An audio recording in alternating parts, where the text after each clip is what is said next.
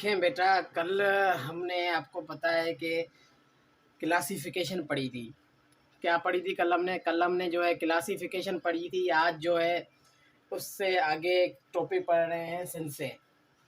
कहाँ से? सन से, एसटीबी से। जो एक उससे आगे मैं जो है एक टॉपिक पढ़ा रहा हूँ आपको, जिसका नाम है पॉलीमराइजेशन।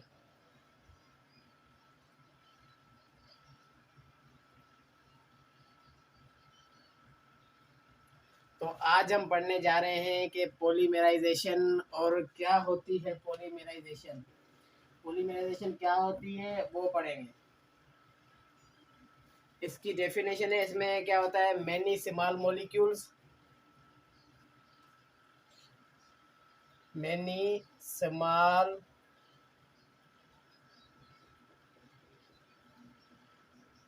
इसमें क्या होता है कि मैनी स्मॉल मॉलिक्यूल्स मिलके जो है एक बड़ा लार्ज मॉलिक्यूल बनाते हैं।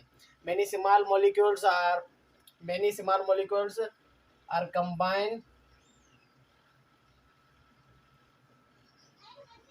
Combine to form.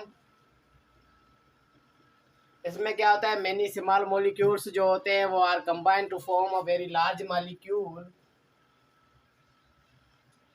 Very large molecule is called क्या, उसे हम क्या कहते हैं, पॉलीमराइजेशन। तो पॉलीमराइजेशन किसे कहते हैं? जिसमें जो है हम जो है स्मॉल मॉलिक्यूल्स को कंबाइन करके, ज्वाइन करा के उसे हम जो है लार्ज मॉलिक्यूल बनाते हैं, उसे हम कहते हैं पॉलीमराइजेशन। तो पॉलीमराइजेशन के दो टाइप्स हैं।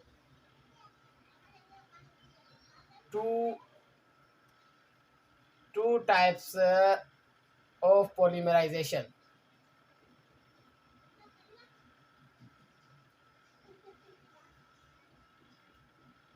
कितने टाइप से? दो टाइप होते हैं पॉलीमराइजेशन के। सबसे पहला है एडिशन। सबसे पहला कौन सा है? Addition polymerisation.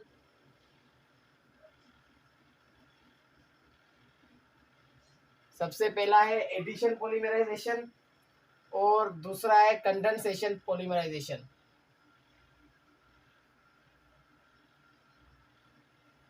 दूसरा कौन सा है? दूसरा है कंडेंसेशन पॉलीमराइजेशन। तो आते हैं कि एडिशन पॉलीमराइजेशन क्या होती है। सबसे पहले कि एडिशन पॉलीमराइजेशन क्या होती है। अब हम आते हैं, अब हम किस पे आते हैं? अब हम आते हैं कि एडिशन पॉलीमराइजेशन क्या होती है।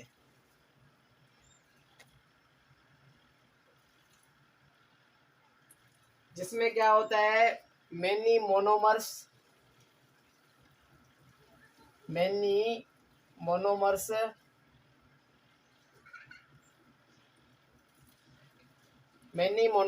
Undergo many monomers undergo self combination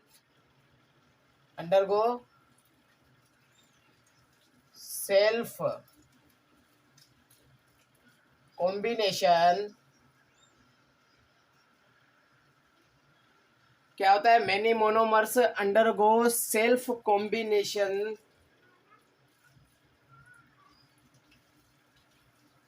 जिसमें क्या होता है कि many monomers under self combination करके जो है, जिसमें क्या होता है कि जो एक मॉलिक्यूलर होता है, molecule mass many times greater than the monomers. जिसमें क्या होता है, सेल्फ कॉम्बिनेशन से एक मोनोमर की हम सेल्फ कॉम्बिनेशन से एडिशन पॉलीमर्स करते हैं। क्या करते हैं? एडिशन पॉलीमर करते हैं। और इसके जो मॉलिक्यूलर मास होता है, मोनोमर्स का जो मॉलिक्यूलर मास होता है, मॉलिक्यूलर मास, सही है। मोनोमर का क्या होता है? मोनोमर का जो मॉलिक्यूलर मास होता है ना, मोनोमर्स का जो है मॉलिक्यूलर मास होता है, वो क्या होता है, वो many times greater, sorry monomers का नहीं, जो इसके एडिशन पॉलीमराइजेशन में हम क्या करते हैं, जो पॉलीमर बनाते हैं, पॉलीमर, तो जो पॉलीमर का जो मास होता है, सही है, पॉलीमर का जो मास होता है वो मेनी टाइम्स ग्रेटर देन होता है मोनोमर्स, मेनी टाइम्स ग्रेटर, किससे होता है, many times greater than monomers. इसमें क्या होता है, मोनोमर्स, जो बहुत सारे जो मोनोमर्स होते हैं ना, मोनोमर्स जो कंबाइन होते हैं वो बनाते हैं पॉलीमर्स। तो जो पॉलीमर्स का जो मास होता है वो क्या होता है, वो ग्रेटर देन, किससे ज़्यादा ग्रेटर होता है, वो जो है वो पॉलीमर से बहुत ही ज़्यादा ग्रेटर होता है। अब इसका जो एक एग्जाम्पल है उस पर आते हैं, उस एग्जाम्पल, वो कौन सा एग्जाम्पल है, वो है इथाइलिन। कौन सा एग्जाम्पल लिया हुआ है हमने, हमने जो है बहुत ज़्यादा मोनोमर्स लिए हुए हैं इथाइलिन के। सपोज करते हैं इथाइलिन के बहुत ज़्यादा मैंने जो है मोनोमर्स लिए हुए हैं, कितने, एन टाइप हो, एन टाइप मैंने जो है इथाइलिन के मोनोमर्स लिए हुए हैं। उसको जो है मैं 200 सेंटीग्रेड, 200 सेंटीग्रेड और 100 एटमॉस्फेयर, 200 सेंटीग्रेड और 100 एटमॉस्फेयर और 0.01%, और 0.01% जो है किसका लूँगा मैं, ऑक्सीजन का। इससे जब जो है मैं मोनोमर्स को रिएक्ट करवाऊंगा तो हमारे पास क्या बनेगा, एक पॉलीमर बनेगा, जिसको जो है हम नाम देते हैं, वो देते हैं पॉलीइथाइलिन।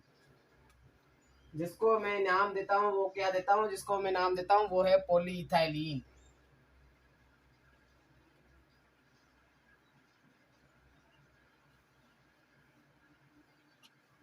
ये भी कितना बनता है, ये भी an type of molecule, an type बनता है, सही है, ये भी एन टाइप बनता है, क्योंकि हमने एन टाइप मोनोमर्स लिए हुए हैं, तो पॉलीमर्स भी कितने बनेंगे, एन टाइप, बहुत ही ज़्यादा। और इसमें खास बात क्या होती है, जो इसका एम्पिरिकल फार्मूला होता है ना, इसका जो एम्पिरिकल फार्मूला होता है, इसका जो एम्पिरिकल फार्मूला होता है वो सेम पॉलीमर का भी एम्पिरिकल फार्मूला होता है। ये इसमें जो है मेन चीज़ है कि इसमें जो है एम्पिरिकल फार्मूला जो इथाइलिन में होता है वो सेम ही जो है पॉलीइथीन में होता है, पॉलीइथीन या पॉलीइथाइलिन में होता है। तो ये आ गया हमारे पास क्या, ये हमारे पास आ गया कौन सा टाइप, एडिशन पॉलीमराइजेशन। अब हम आते हैं कंडेंसेशन पे। अब आप देखें, अब हम आते हैं किस पे, अब हम आते हैं कंडेंसेशन पे, कि कंडेंसेशन पॉलीमराइजेशन क्या होता है। कंडेंसेशन पॉलीमराइजेशन में हम क्या करते हैं, रिमूवल करते हैं।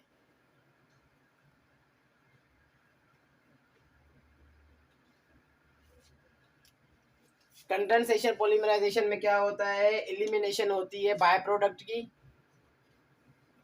इन दिस प्रोसेस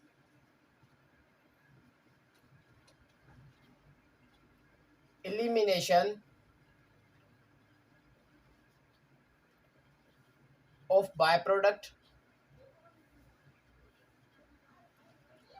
इसमें क्या होता है, एलिमिनेशन होती है बाय प्रोडक्ट की, और एलिमिनेट क्या होता है, एलिमिनेट होता है इसमें वाटर, इसमें एलिमिनेट वाटर होता है। और इसका जो कंडेंसेशन का जो हमने एग्जांपल लिया है, जिसमें पहले एडिशन में आपको पता है इथाइलिन लिया था, तो कंडेंसेशन में हमने एग्जांपल लिया हुआ है वो किसका है, वो है बेकलाइट का। किसका एग्जांपल लिया हुआ है, बेकलाइट का। इसमें हम क्या करते हैं, कंडेंसेशन में हम जो है, कंडेंसेशन में हम क्या करते हैं, कंडेंसेशन में हम करते हैं, हम लेते हैं फिनोल, सही है। कंडेंसेशन में मैं क्या ले रहा हूँ, कंडेंसेशन में हम लेते हैं फिनोल,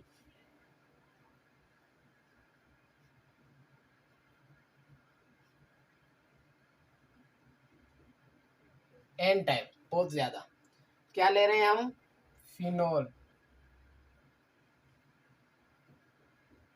कंडेंसेशन में हमने फिनोल लिया, उसको जो है रिएक्ट करवाया किसके साथ, फॉर्मल्डिहाइड के साथ। किसके साथ रिएक्ट करवाया, फॉर्मल्डिहाइड के साथ। तो यहाँ पे बन गया डबल बॉन्ड ओ, एक हाइड्रोजन इधर, एक हाइड्रोजन इधर, ये है फॉर्मल्डिहाइड। और दूसरा एक हमने क्या लिया, एक और दूसरा हमने जो है फिनोल लिया।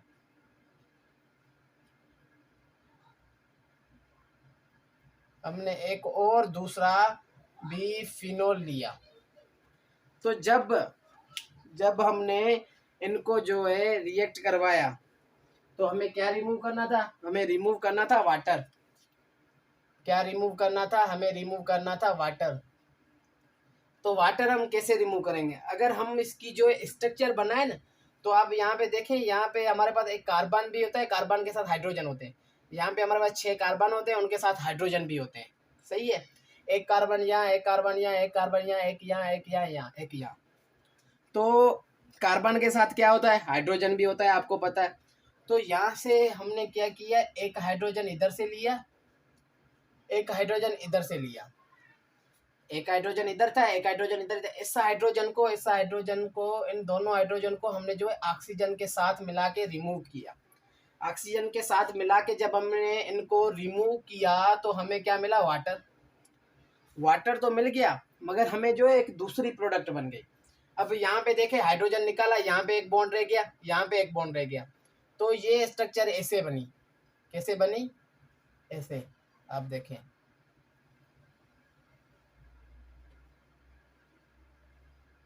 यहाँ पे फिनोल बन गया, यहाँ पे एक हाइड्रोजन था वो निकल गया। सही बात है, यहाँ पे एक हाइड्रोजन था वो यहाँ से निकल गया। यहाँ पे एक दूसरा भी फिनोल था हमारे पास, आपको पता है हमारे पास यहाँ पे एक दूसरा भी फिनोल था, एक दूसरा भी फिनोल था। अब यहाँ से भी एक हाइड्रोजन निकल गया, यहाँ से भी एक हाइड्रोजन निकल गया, आपको पता है। तो यहाँ पे क्या बचा, यहाँ पे फॉर्मल्डिहाइड के पास क्या बचा, ऑक्सीजन तो इसका गया। अब क्या बता, इसके बाद क्या बचा, इसके बाद बचा एक कार्बन, 2 हाइड्रोजन, क्या बचा, CH2। तो ये दोनों कंबाइन होंगे, इसकी वैलेंसी पूरी करने के लिए इससे कंबाइन होंगे। तो यहाँ पे आ गया CH2। तो ये क्या बन गया, यहाँ पे आ गया CH2। तो ये बन गया हमारे पास क्या, ये बन गया हमारे पास बेकलाइट। तो इससे हम कहते हैं इसे हम कहते हैं बेकलाइट। और ये प्रोसेस ऐसे ही, ये एन टाइप है तो ये ऐसे ही कंटिन्यू होता जाता है, मतलब ऐसे ही हमें जो है इसकी लॉन्गेस्ट बना सकते हैं, कंटिन्यू होता है, हो सकता है। यहाँ से मैंने एक और CH2 लगा दिया, वहाँ से मैं एक और फिनोल लगा सकता हूँ, यहाँ से मैंने एक और CH2 लगा दिया, यहाँ से मैं एक और फिनोल लगा सकता हूँ। तो ये प्रोसेस कंटिन्यू बन सकता है। और इसमें क्या होता है, हमने पॉलीमराइजेशन का मतलब क्या है, small molecule, many small molecules जब वो कंबाइन होते हैं, टुगेदर होते हैं, तो वो क्या करते हैं, एक लार्ज मॉलिक्यूल बनाते हैं। तो ये हमने फिनोल्स लिए दो, एक फॉर्मल्डिहाइड लिया, जब इसको कंबाइन किया तो बेकलाइट बना। अब ये बेकलाइट बनता जाएगा, क्या बनता जाएगा, बेकलाइट ये बनता ही जाएगा। और इसमें दूसरी खास बात क्या होती है, इसके जो मोनोमर्स का जो मास होता है वो ग्रेटर होता है। जब इसके पॉलीमर बनता है ना, तो उसका मास ग्रेटर होता है इनके मोनोमर से। तो ये था हमारे पास पॉलीमराइजेशन। तो आज के लिए इतना काफ़ी है, इंशाल्लाह हम सुबह पढ़ेंगे अब दूसरा टॉपिक। लास्ट ही टॉपिक रहता है इंट्रो की, ऑर्गेनिक केमिस्ट्री के इंट्रो के चैप्टर से एक लास्ट टॉपिक रहता है, वो है हाइब्रिडाइजेशन। वो आपने फर्स्ट ईयर में भी पढ़ा हुआ है, मगर यहाँ पे मैं आपको यहाँ पे भी बता दूंगा। बस वही एक टॉपिक रहता है, फिर हमारा इंट्रो ख़त्म हो जाएगा। तो हम मिलते हैं दूसरी वीडियो में।